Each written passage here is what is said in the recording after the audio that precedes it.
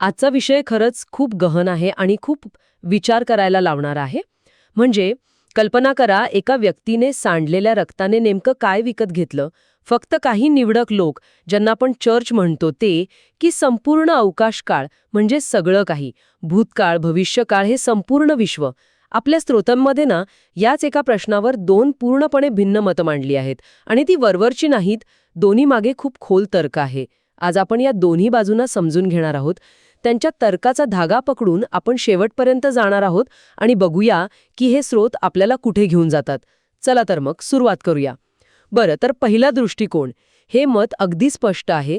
त्यानुसार पुनरुत्थानाने संपूर्ण विश्वावरील वारसा हक्क तर निश्चित केला, पण रक्ताची किंमत म्हणजे ती जी खंडणी दिली गेली ती फक्त एका विशिष्ट गटासाठी होती, चर्चसाठी. अगदी बरोबर. आणि या विचारामागचा जो मुख्य मुद्दा आहे तो म्हणजे फ्री विल किंवा स्वतंत्र इच्छा.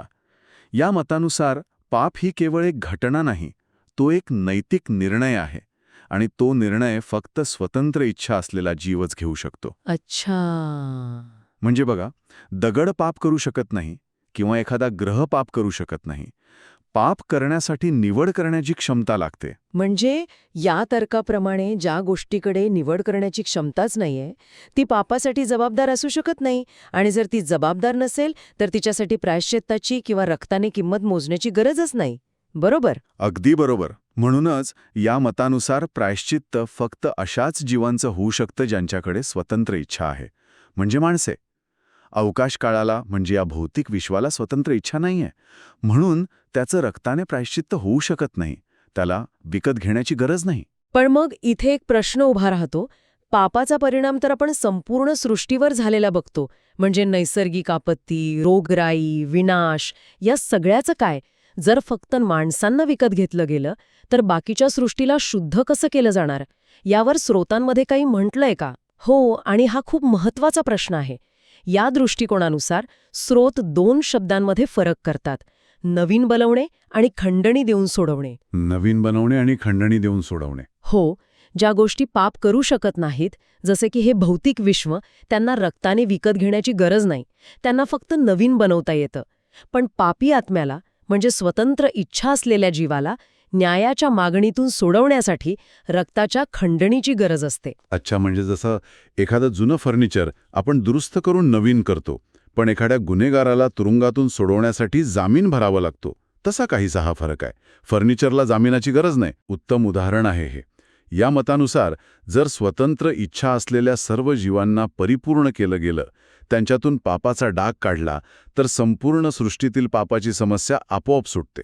कारण पापाचा स्रोतच नष्ट होतो. अगदी. भूतकाळातील दुःख मग फक्त चिरंतन जीवन जगणाऱ्या जीवांच्या स्मृतीत राहील, आणि जेव्हा त्यांच्या स्मृतीतून ते दुःख काढून टाकलं जाईल, तेव्हा संपूर्ण अवकाशकाळ म्हणजे संपूर्ण विश्व दुःखातून आणि पापाच्या परिणामातून आपोआप मुक्त होईल. हे खूपच तर्कशुद्ध वाटतंय. आणि या मताला आधार देण्यासाठी स्रोतांमध्ये काही ठोस संदर्भही दिलेले आहेत, नाही का? मला वाटतं प्रेषितांची कृत्ये या पुस्तकात याचा उल्लेख आहे. हो, प्रेषितांची कृत्ये 20:28. तिथे अगदी स्पष्टपणे लिहिलं आहे की देवाने स्वतःच्या रक्ताने आपली मंडळी म्हणजे चर्च विकत घेतली. तिथे संपूर्ण विश्व विकत घेतलं असं म्हटलेलं नाही. शब्द अगदी नेमके आहेत. चर्च. म्हणजे खरेदीचं उद्दिष्ट खूपच विशिष्ट होतं, ते सर्वांसाठी नव्हतं. बरोबर. या दृष्टिकोनाचा सारांश असा की प्रायश्चित्त हे वैयक्तिक आहे, ते स्वतंत्र इच्छेशी जोडलेलं आहे. विश्वाचं शुद्धीकरण हा त्या वैयक्तिक प्रायश्चित्ताचा परिणाम आहे, मूळ कारण नाही. ठीक आहे, म्हणजे पहिला दृष्टिकोन हा खूप वैयक्तिक, मानवावर आणि त्याच्या निवडीवर केंद्रित आहे. पण मला एक प्रश्न पडतोय, जर पाप इतकं मोठं आहे की त्याचा परिणाम संपूर्ण सृष्टीवर होतो, तर त्यावरचा उपाय इतकं मर्यादित, इतका व्यक्तिगत कसा असू शकतो? मला वाटतं स्रोतांमधला दुसरा दृष्टिकोन याच मुद्द्याला हात घालतो, नाही का? अगदी बरोबर. दुसरा दृष्टिकोन म्हणतो की ही खरेदी मर्यादित नव्हती, ती खूप मोठी, वैश्विक होती. फक्त लोकांसाठी नव्हती तर संपूर्ण सृष्टीसाठी होती. पण या दृष्टिकोनामागे काय तर्क आहे? कारण पाप तर माणसाने केलं, मग संपूर्ण सृष्टीला विकत घेण्याची गरज का पडावी? या दृष्टिकोनाचा तर्क असा आहे की पापाने फक्त लोकांनाच नाही, तर संपूर्ण अवकाश काळालाच दूषित केला आहे. आणि जेव्हा स्रोत अवकाश काळ दूषित झाला असं म्हणतात, तेव्हा त्यांचा अर्थ फक्त ग्रहतारे आणि भौतिक विश्व असा नसतो. एक मिनिट, इथेच मला विचारायचं होतं. अवकाशकाळ हा शब्द थोडा सायन्स फिक्शनसारखा वाटतो. याचा नेमका अर्थ काय? म्हणजे त्यात भावना, आठवणी, इतिहासासारख्या अमूर्त गोष्टीही येतात का? खूप चांगला प्रश्न आहे. हो, इथे अवकाशकाळ म्हणजे केवळ भौतिक विश्व नाही, तर संपूर्ण सृष्टी, तिची रचना, तिचा इतिहास आणि त्यात घडलेली प्रत्येक घटना. पापाचा परिणाम फक्त माणसावर नाही, तर संपूर्ण अस्तित्वावर झाला आहे, असं या दृष्टिकोनाचं म्हणणं आहे. अच्छा. अपराधी, बळी पडलेले आणि ते पाहणारे जीव सगळेच दुःखी आहेत. सृष्टी कणहत आहे असं म्हटलं जातं. म्हणून पापाचे हे डाग सृष्टीच्या कणाकणातून पुसून काढण्यासाठी संपूर्ण सृष्टीलाच विकत घेणं आवश्यक आहे. याचं स्पष्टीकरण देण्यासाठी स्त्रोतांमध्ये प्रायश्चित्ताच्या दिवसाचं म्हणजे डे ऑफ अटोनमेंटचं उदाहरण दिलंय. ज्यांना याबद्दल फारशी माहिती नसेल त्यांच्यासाठी तुम्ही थोडक्यात सांगू शकाल का की त्या दिवशी नेमकं काय व्हायचं आणि त्याचा इथल्या चर्चेसाठी काय संबंध आहे? नक्कीच. प्रायश्चित्ताचा दिवस हा जुन्या करारातील सर्वात पवित्र दिवस होता. त्या दिवशी मुख्य याजक लोकांच्या पापांसाठी बलिदान द्यायचा. पण महत्त्वाचं म्हणजे तो त्या रक्ताने फक्त लोकांनाच नाही तर देवाची उपासना करण्याची निर्जीव जागा म्हणजे निवास मंडप त्यालाही शुद्ध करायचा. निवास मंडप म्हणजे एक तंबू? हो. आता विचार करा, तो एक निर्जीव तंबू होता. त्याने काय पाप केलं होतं? काहीच नाही. तरीही त्याला शुद्धीकरणाची गरज होती. कारण तो पापी लोकांच्या सहवासात होता, पापाच्या वातावरणात होता. अच्छा, म्हणजे तर्क असा आहे की जर एखाद्या निर्जीव तंबूला पापाच्या प्रभावातून शुद्धीकरणाची गरज होती तर संपूर्ण ब्रह्मांडाला का नसेल, कारण तेही पापाच्या प्रभावाखाली आहे? अगदी बरोबर. हाच तर्क संपूर्ण ब्रह्मांडाला लावला जातो. आणि इथेच मालकी हक्क ही संकल्पना महत्वाची ठरते. मालकी हक्क? हो. या दृष्टिकोनात रक्ताने विकत घेणे याचा अर्थ फक्त पापांची क्षमा करणे नाही, तर त्या गोष्टीवर कायदेशीर मालकी हक्क मिळवणे देखील आहे. म्हणूनच देवाकडे पापी लोकांचा न्याय करण्याचा अधिकार आहे, कारण त्याने संपूर्ण अवकाशकाळ विकत घेतल्यामुळे ते सर्व त्याच्या मालकीचे आहेत. अच्छा, जर ते त्याच्या मालकीचं नसते तर त्याला त्यांच्यावर न्याय करण्याचा अधिकारही नसता? बरोबर. हे खूपच रंजक आहे. म्हणजे ह्या मतानुसार पहिल्या दृष्टिकोनातील संदर्भांचा अर्थच बदलतो. जेव्हा बायबलमध्ये चर्च विकत घेतल्याचा उल्लेख येतो तेव्हा त्याचा अर्थ कसा लावला जातो? तेव्हा त्याचा अर्थ असा लावला जातो की चर्च हा संपूर्ण अवकाशकाळ नावाच्या मोठ्या खरेदीचा एक महत्त्वाचा भाग आहे. जसं आपण किराणा दुकानातून भरपूर सामान असलेली एक मोठी ट्रॉली विकत घेतो आणि त्यात आपली आवडती बिस्किटसुद्धा असतात. आपण म्हणू शकतो की मी बिस्किटं विकत घेतली, पण सत्य हे आहे की आपण संपूर्ण ट्रॉलीभर सामान विकत घेतलंय. म्हणजे देवाने संपूर्ण जंगल विकत घेतलं आणि त्यात झाडे आपोआपच आली. अगदी तसंच. प्रायश्चित्त हे वैश्विक आहे आणि त्यात विश्वासणारे समाविष्ट आहेत. तर मग आता काय? आपल्यासमोर दोन पूर्णपणे विरुद्ध पण आपापल्या जागी तर्कशुद्ध मतं आहेत. एक म्हणतं की खरेदी फक्त स्वतंत्र इच्छा असलेल्यांसाठी आहे, अगदी सुईच्या टोकासारखी नेमकी. दुसरं म्हणतं की खरेदी संपूर्ण दूषित सृष्टीसाठी आहे, महासागरासारखी विशाल. दोन्ही एकाच वेळी कसं खरं असू शकतं? या स्रोतांचे लेखक यावर काही तोडगा काढतात का? हो, आणि इथेच ही चर्चा एका वेगळ्याच उंचीवर जाते. लेखक या दोन मतांमध्ये निवड करण्याऐवजी ते आपल्याला या शब्दांच्या मुळाशी घेऊन जातात. ते पहिल्या मताला म्हणजे फक्त चर्च विकत घेतले याला पाठिंबा देतात, पण एका महत्त्वाच्या अटीवर. कोणत्या अटीवर? ते म्हणतात की हा वाद काय विकत घेतले यावर नाही, तर प्रायश्चित आणि विकत घेणे या शब्दांचा अर्थ आपण कसा लावतो यावर आहे. यासाठी ते कापार या हिब्रू शब्दाचा आधार घेतात. कापार याचा अर्थ काय आहे? कापार या शब्दाचा मूळ अर्थ आहे आच्छादने, टू कव्हर. आणि इथेच या चर्चेला एक नवीन आणि खोल अर्थ प्राप्त होतो. लेखकांच्या मते बायबलमध्ये दोन प्रकारच्या आच्छादनांबद्दल बोललं जातं आणि दोन्ही रक्ताशी संबंधित आहेत, पण त्यांचे उद्देश पूर्णपणे वेगळे आहेत. दोन प्रकारची आच्छादने, हे तर खूपच रंजक आहे. कोणती आहेत ती? पहिलं आहे अंतिम आच्छादन. याला तुम्ही वैश्विक प्रायश्चित्त म्हणू शकता. अंतिम न्यायाच्या दिवशी देवाचं रक्त म्हणजेच त्याचा न्याय संपूर्ण अवकाश काळाला आच्छादित करेल. म्हणजे झाकून टाकेल? हो, हे एक न्यायाचं कार्य असेल.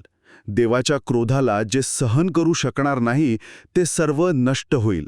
हे पाप आणि त्याच्याशी संबंधित सर्व गोष्टींचा, त्यांच्या आठवणींचा समूळ नाश करेल. हे एक वैश्विक शुद्धीकरण आहे. अंतिम आच्छादन जे न्यायाशी संबंधित आहे. आणि दुसरं आच्छादन कोणतं आहे? दुसरं आहे पूर्व आच्छादन. यालाच विकत घेणे किंवा खंडणी म्हटलं आहे. जे विश्वास ठेवतात त्यांच्यासाठी देवाने हे रक्ताचे आच्छादन त्या अंतिम न्यायाच्या आधीच लागू केले आहे. हे एक विशिष्ट, व्यक्तिगत आणि आधीच केलेलं कार्य आहे. हेच आच्छादन त्यांना त्या अंतिम, विनाशकारी आच्छादनापासून वाचवते. एक मिनिट थांबा. म्हणजे हा वाद चर्च की अवकाशकाळ असा नाहीच मुळी. स्रोतानुसार दोन्ही गोष्टी खऱ्या आहेत, पण वेगवेगळ्या संदर्भात आणि वेगवेगळ्या वेळी. रक्त दोन्हीकडे आहे, पण एका ठिकाणी ते न्यायासाठी आहे आणि दुसऱ्या ठिकाणी तारणासाठी. हे तर संपूर्ण चित्रच बदलून टाकणार आहे. म्हणजे आपण सुरुवातीपासून चुकीचा प्रश्न विचारत होतो का? अगदी बरोबर. प्रश्न कोण हा नाही, तर कधी आणि का हा आहे. हीच गोष्ट या स्रोतांना इतरांपेक्षा वेगळी ठरवते. आणि हे समजण्यासाठी नोहाच्या तारवाचं उदाहरण सर्वोत्तम आहे, ज्याचा उल्लेख स्रोतांमध्ये आहे. हो, नोहाच्या तारवाचं सांगा ना त्याबद्दल. देवाने नोहाला सांगितलं की त्याने तारावाला आतून आणि बाहेरून डांबराने लिंपावे. त्या डांबरासाठी जो हिब्रू शब्द वापरला आहे तो आहे कापार. अच्छा, तोच शब्द. हो, म्हणजे नोहाने तारावाला डांबराने आच्छादले. आणि मग काय झालं? महापूर आला आणि पुराच्या पाण्याने संपूर्ण पृथ्वीला आच्छादले. वा, हे उदाहरण खूपच प्रभावी आहे. म्हणजे कापार हा शब्द दुधारी तलवारीसारखा आहे. एकासाठी ते संरक्षणाचं आच्छादन आहे डांबर, तर जगासाठी ते विनाशाच्या पाड्याचा आच्छादन आहे. एकाच क्रियेचे दोन पूर्णपणे भिन्न परिणाम. स्रोतांमधील ही जोडणी अविश्वसनीय आहे. अगदी तसंच. विश्वासणारे रक्ताने आच्छादले जातात आणि अंतिम न्यायापासून वाचतात, जो न्याय संपूर्ण अवकाशकाळाला आच्छादित करेल. म्हणून विकत घेणे हे एक वैयक्तिक तारणाचे कार्य आहे, तर प्रायश्चित्त हे एक वैश्विक न्यायाचे कार्य आहे. दोन्ही कार्यांमध्ये रक्त आहे, पण एकाचा उद्देश तारण आहे, तर दुसऱ्याचा उद्देश न्याय आणि शुद्धीकरण आहे. याला असं म्हणता येईल का की समजा एखाद्या मोठ्या कंपनीने पर्यावरणाचं खूप नुकसान केलंय, तर कोर्टाचा अंतिम निकाल म्हणजे संपूर्ण कंपनीवर कारवाई करून तिला बंद करणे. हे झालं वैश्विक प्रायश्चित्त. पण त्याआधीच कंपनीतील काही चांगल्या कर्मचाऱ्यांनी, ज्यांना हे पटत नव्हतं, त्यांनी स्वतःला त्या निकालापासून कायदेशीररित्या वेगळं केलं. हे झालं त्यांचं वैयक्तिक विकत घेणे किंवा सुटका. उत्तम उपमा आहे. अगदी तसंच आहे. ज्यांनी आधीच रक्ताचे आच्छादन स्वीकारले आहे ते अंतरिम न्यायाच्या आच्छादनातून वाचतील, पण जे पापाला चिकटून राहतात त्यांच्यासाठी तेच रक्त न्यायाचे आणि विनाशाचे कारण बनेल. हे खूपच स्पष्ट झालं. म्हणजे वाद काय विकत घेतले यावर नाही, तर कधी आणि कशासाठी यावर आहे. चर्चला आधीच विकत घेतले आहे, जेणेकरून ते अंतिम न्यायाच्या दिवशी वाचतील, जेव्हा संपूर्ण अवकाश काळाचे प्रायश्चित्त होईल. आपण एका साध्या प्रश्नाने सुरुवात केली होती, चर्च की संपूर्ण अवकाश काळ, आणि यातून आपण आच्छादनाच्या दोन वेगवेगळ्या प्रकारांपर्यंत पोहोचलो, एक तारणासाठी आणि एक न्यायासाठी. मुद्दा फक्त हा नाही की काय विकत घेतले गेले, तर ते कधी आणि का विकत घेतले गेले हे अधिक महत्वाचं आहे. आजच्या चर्चेचा सारांश असा आहे की हा वाद प्रायश्चित, विकत घेणे आणि आच्छादणे यांसारख्या शब्दांच्या अर्थावर अवलंबून आहे. या स्रोतांच्या लेखकानुसार विकत घेणे हे चर्चसाठी एक व्यक्तिगत तारणाचे कार्य आहे, जे त्यांना अवकाशकाळाच्या मोठ्या वैश्विक प्रायश्चित्तापासून वाचवते. आणि ते वैश्विक प्रायश्चित एक अंतिम शुद्धीकरण आणि न्याय म्हणून कार्य करेल. स्रोतांमध्ये असं म्हटलं आहे की स्वतंत्र इच्छेमुळे पापाचा उगम झाला आणि देवाने एक पर्याय दिला, तू मला मारणार आहेस की माझ्यावर आणि तुझ्या शेजाऱ्यावर प्रेम करणार आहेस. तर जाता जाता विचार करण्यासाठी एक प्रश्न, जर रक्ताने विकत घेणे हे अंतिम न्यायापासून मिळणारे एक आगाऊ तारण असेल, एक संरक्षण असेल, तर स्वतंत्र इच्छेमुळे प्रत्येक क्षणी प्रत्येक व्यक्तीसमोर उभ्या राहणाऱ्या या निवडीचा, म्हणजे प्रेम निवडण्याचा किंवा द्वेष निवडण्याचा, त्या संरक्षणाशी काय संबंध आहे? ती निवडच ते संरक्षण मिळवण्याचा मार्ग आहे का? विचार करण्यासारखा प्रश्न आहे.